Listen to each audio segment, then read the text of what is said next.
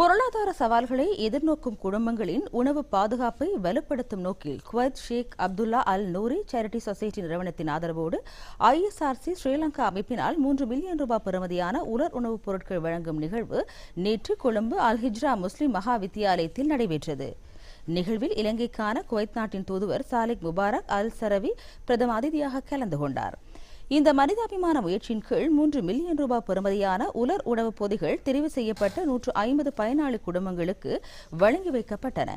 இந்த நடவடிக்கை பொருளாதார ரீதியாக பாதிக்கப்பட்ட குடும்பங்களுக்கு உடனடி தேவைகளுக்கு பயனளிப்பதோடு சமூக பாதுகாப்பு மற்றும் மனித நேயத்தினை மேம்படுத்தும் நோக்கத்தையும் கொண்டுள்ளதாக இது அமைந்துள்ளது. இந்த முயற்சி ஐக்கிய நாடுகள் சபையின் நிலையான அபிவிருத்திகளான SDG 1 வறுமையற்ற உலகம் மற்றும் SDG 2 பட்டினியற்ற உலகம் ஆகியவற்றின் முன்னேற்றத்திற்கு பங்களிக்கும் மனிதாபிமான உதவியாக கருதப்படுகிறது. இந்த நிகழ்வில் குவைத் ஷேக் அப்துல்லா அல் நூரி சேரிட்டி சொசைட்டி முன்னோடி நிறுவனத்தின் முகாமையாளர் ஜாசி முகமது அப்துல்லா அல் நூரி, திட்ட முகாமையாளர் முகமது காசிம், ISRC ஸ்ரீலங்கா நிறுவனத்தின் தலைமை நிர்வாக அதிகாரி அகமது செய்யாப் உள்ளிட்ட பலர் கலந்து கொண்டனர்.